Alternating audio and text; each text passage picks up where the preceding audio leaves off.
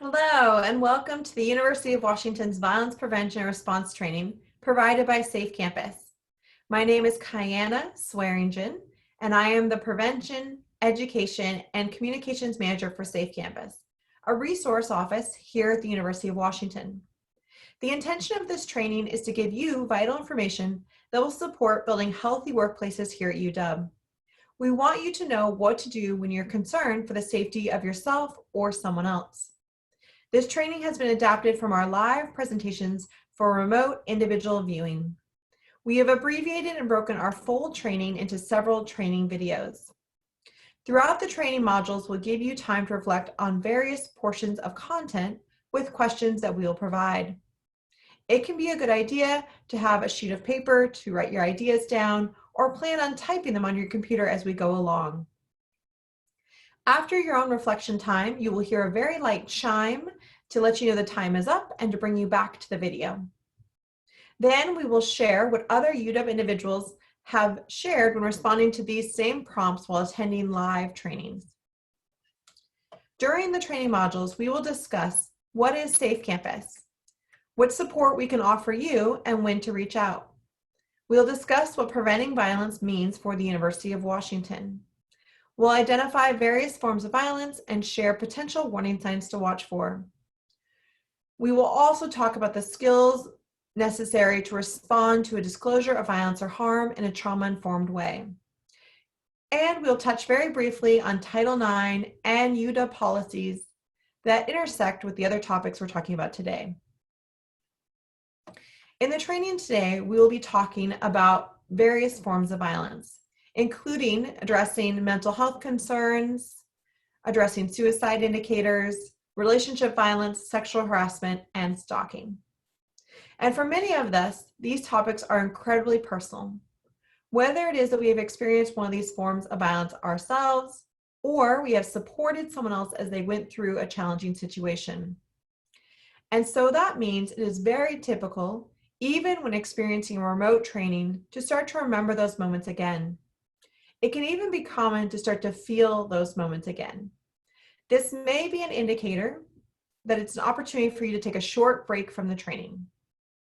So if you're feeling that flood of emotions or an inability to stay present and connected to the content, feel free to pause the video and give yourself a break and come back to the content when you feel ready and able. In addition, during a training like this, it is very common to feel discomfort for a different reason. And that may be because you are learning something new or something that we are discussing causes you to understand your own past actions in a different way.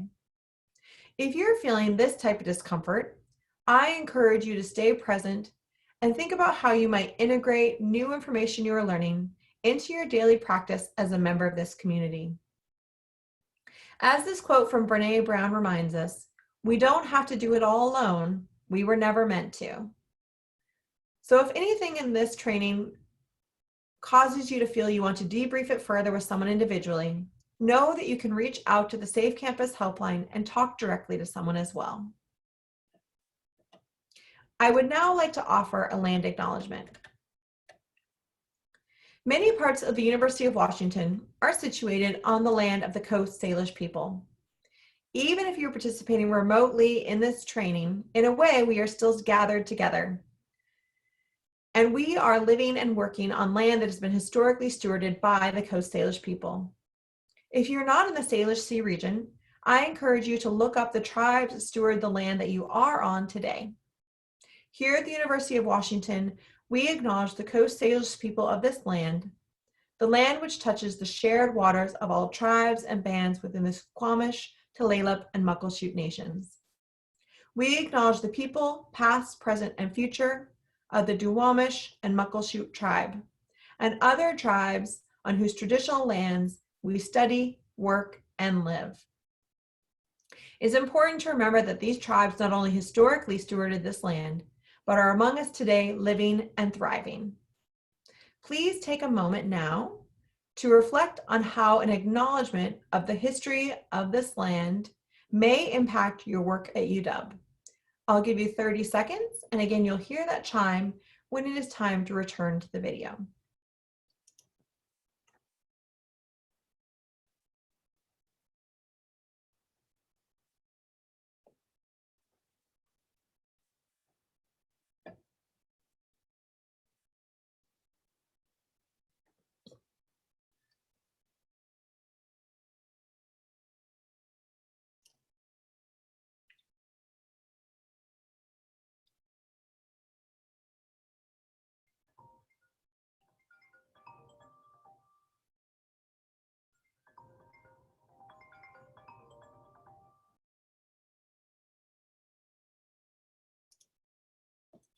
Welcome back.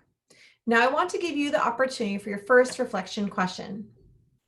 Have you ever been concerned for the safety of yourself or someone else in an academic setting, an institute of higher education, a university or college, and you were not sure what to do? And if you're a new employee, this can include other past academic setting workplaces that you've been a part of.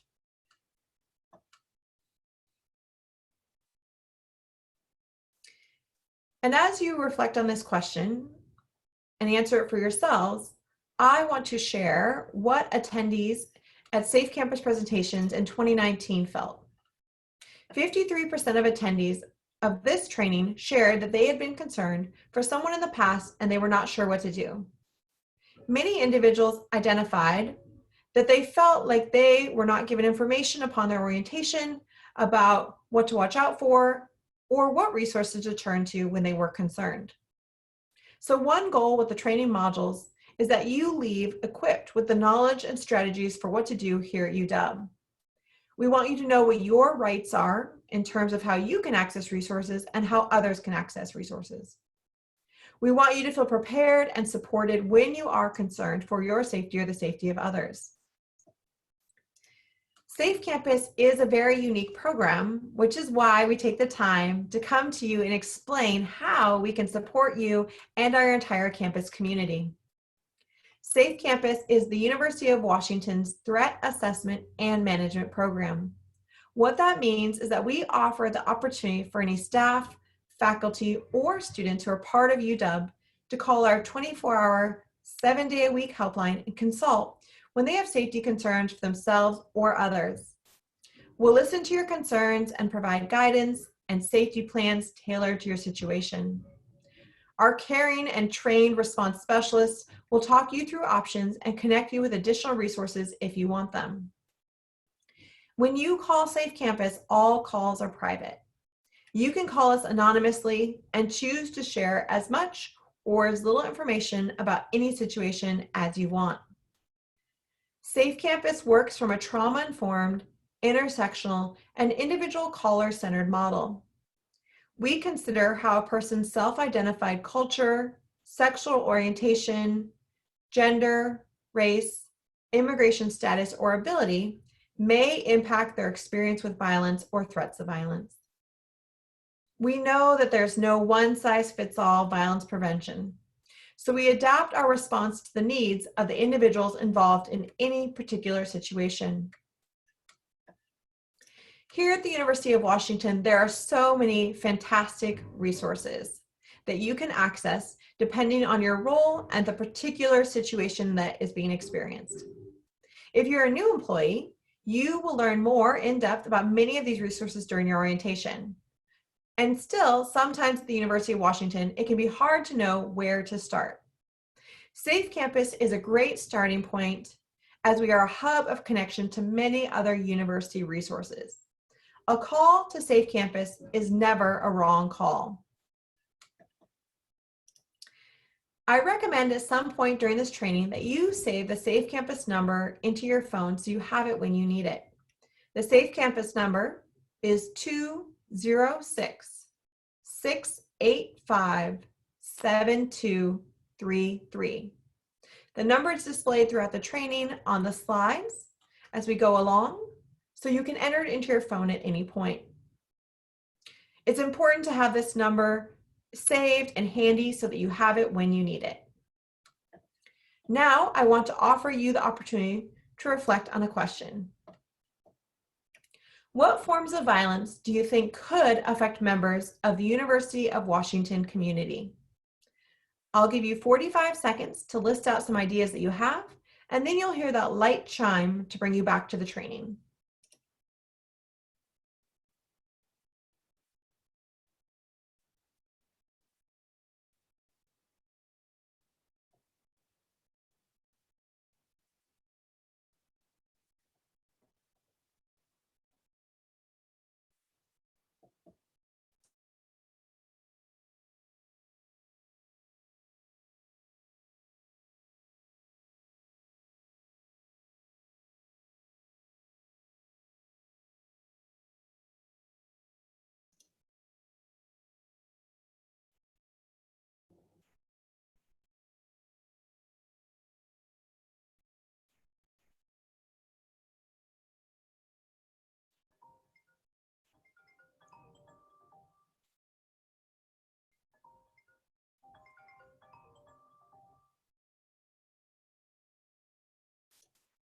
Welcome back. In previous trainings here at UW, community members have listed things that we might consider fall under physical forms of violence, such as assault, relationship abuse, stalking, fears of an active shooter coming to campus to harm individuals, and concerns around suicide, that someone may harm themselves in some way. But we must also acknowledge that violence is not just physical. Violence can also include emotional abuse and coercion, forcing someone to do something against their will, sexually harassing language that makes someone feel discriminated against or intimidated, threats of harm, or racist insults based on someone's identity or perceived identity, bullying and intimidation towards others in the workplace. Additionally, what we know is that many of these actions can create a hostile workplace environment where folks feel uncomfortable and unsafe or unsure from day to day what is going to happen next. One of the reasons it is so valuable to reflect on this question is that sometimes when violence and harm occurs, we act very surprised that that has happened. But the truth is that when we think about this question, we are actually very aware of what could potentially happen in many of our workplaces. And if we are actually so aware of the harm that could happen, then there is a very vital next question we must ask ourselves. And that is, what should we all be doing to prevent violence from happening in the first place? What does prevention really mean at the University of Washington? So I want to now give you the opportunity to reflect on that question a little bit more in depth. What does it mean to actively work to prevent violence? What are the strategies and steps that we need to take early on to keep harm and violence from escalating? And I want you to think about this question on two different levels. What can individuals do to prevent violence? And what can we as a community work together to do? What do our immediate workplace and communities need to have in place? This is a really big topic with a lot of different ideas. So I want to give you the opportunity to reflect for a full minute and then come back and I'll share some of the responses your colleagues have also had.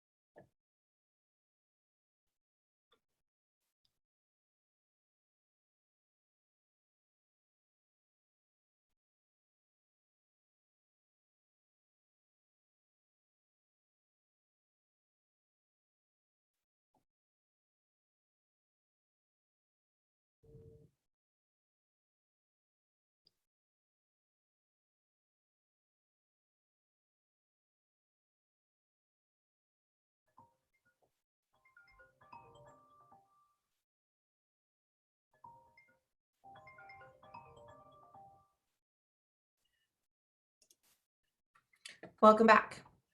In addition to the ideas that you listed and thought of, I would like to share out some of the really brilliant ideas that your UW colleagues have also identified over the last year when attending trainings. Building a culture of care, which means really being connected to each other so we notice when someone is suffering and or is being harmed. Standing up for others and supporting them in their time of need. In addition to being aware of how to analyze policy to create safer workplace cultures. We need to be intervening early when the warning signs are small. We know the earlier that we intervene, the more options we have for responding, and the more likely we are to de-escalate before additional violence occurs. Your colleagues also acknowledge how important it is to know the actual signs to watch for so we can recognize when someone is struggling. And then we need to be prepared and aware of how to be a part of the solution, which means building our own skill set and understanding of resources. In addition, we need to know our options for taking action so that we can support coworkers and students when we are concerned. We know that it takes many different strategies and actions working together. And we know the most effective prevention is prevention that is built by those who are putting it in place, and it is tailored for the unique workplace that you are in. So consider how your workplace supports you in preventing violence and how you can start to build a culture of care there. In addition to many of the ideas that your colleagues have identified, it's important to recognize your own personal role. Do you feel that you have a role to play in preventing violence at the University of Washington? Maybe it's part of your formal job responsibilities here at UW, or maybe it is part of who you are as a person. In order to prevent violence, we know that we need a community who is working together to change culture, to support each other, and to hold those who cause harm accountable for their actions. When everyone is taking action, we can dramatically decrease the incidence of violence in our community.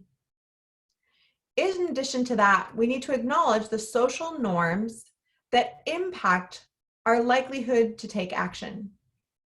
We need to be in a culture and community that supports voicing concern when we're worried about someone else or when we're worried about someone's actions. Often there are unwritten norms that keep us from taking action or checking in with a colleague. It is important that we acknowledge these norms and determine if they are helpful or harmful to creating a healthy workplace. For example, a harmful norm would be if there is a culture of secret keeping and employees feel that they need to stay silent when there's something problematic happening in a department. In contrast, a healthy norm would be normalizing reaching out to colleagues and students and checking in when you're concerned. We can all work to change norms that are not supporting healthy workplaces, but we need to all be a part of it and we need to work together. We need to create norms that support the development of healthy workplaces every day here at the University of Washington. In addition, as your colleagues identified, awareness is a vital component. We need to be able to identify situations that may be escalating and leading toward greater violence.